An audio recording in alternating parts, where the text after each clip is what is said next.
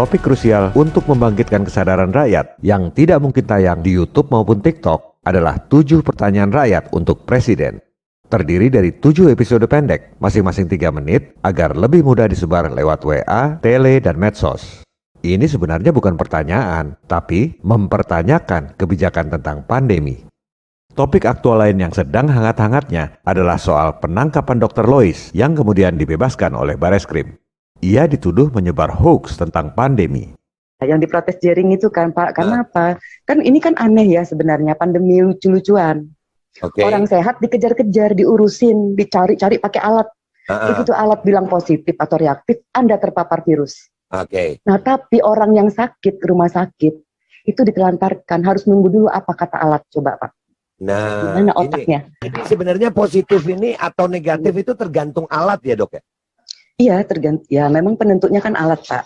Siap. Tapi gini, logikanya aja di kedokteran itu tidak pernah mengajarkan bahwa boleh menjadikan alat sebagai diagnosa utama. Selalu anamnesa, harus ada keluhan dulu Pak. Anda datang kenapa keluhannya? Sementara ini Pak, OTG. Ya kan orang tanpa gejala dibilang sakit terpapar virus hanya karena alat bilang positif. Masuk akal nggak? Saya sama kayak dokter. Apa gunanya masker gitu? Virus ini kan kecil. Virus ini kecil. Dia kalau masuknya lewat airborne Pak, kenapa cuman hidung? Kan dari kuping, mata, semua harus ditutup. Iya, makanya. Jadi saya mau tanya dok, menurut dokter sendiri, ada apa sih sama COVID ini kok sampai segede gini? Ini dari kacamata dokter. Namanya juga pandemi Pak. Pandemi ya, berarti. Nah, berdasarkan pengalaman sebelumnya, beberapa kali pandemi itu kan digagalkan oleh Dokter Siti Fadila. Iya, betul. Ya. Dan Dokter Siti Fadila itu udah bicara bahwa yang namanya pandemi dengan nama virus, ya kalau menurut saya sih pandemi yang pandemi virus dengan nama yang dipatenkan itu tujuan akhirnya pasti apa Pak? Vaksin. Jadi itu kemarin saya sempat gemes ngelihat dokter waktu mau jelasin orang mati di rumah sakit itu karena interaksi antar obat. Antar obat, iya.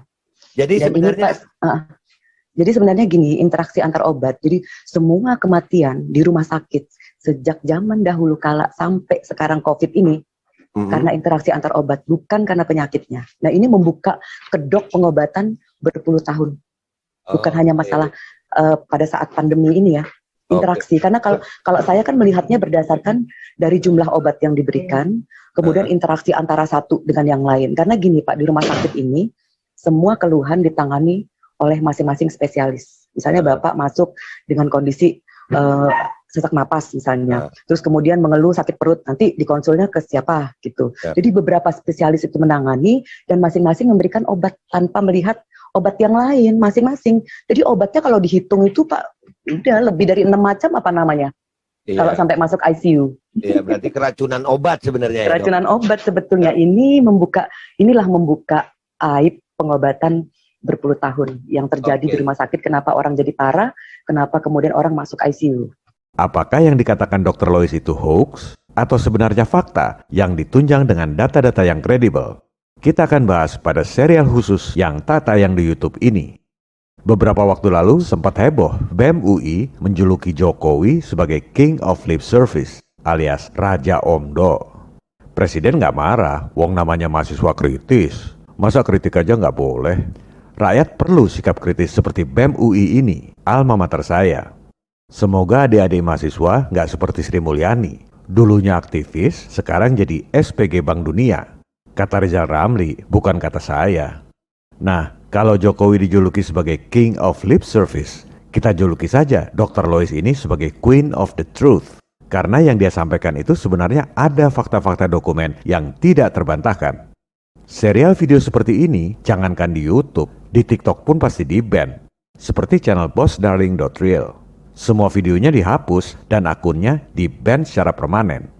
Tadinya saya masih coba bikin akun lain lagi, bossdarling.com. Semua videonya di-mute oleh TikTok. Ya sudah, kita pakai platform lain aja. Ada 2 pilihan. Pertama, platform kita sendiri, youtube.com. Kalau susah diakses lewat browser karena dikerjai oleh penguasa, silakan gunakan VPN. Atau download aplikasi Android di kolom komen yang saya pin. Anda langsung bisa nonton tanpa browser.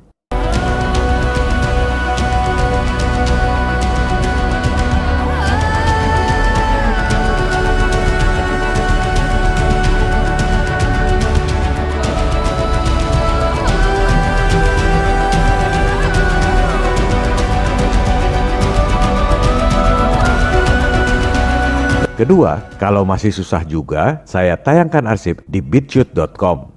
Katanya BitChute ini mengusung freedom of speech. Linknya sangat mudah diingat, bitchute.com/bossdarling. This is John Connor. If you're listening to this, you are the resistance. Viva Republik Indonesia. Salam People Power. Oh yeah, oh yeah, oh yeah.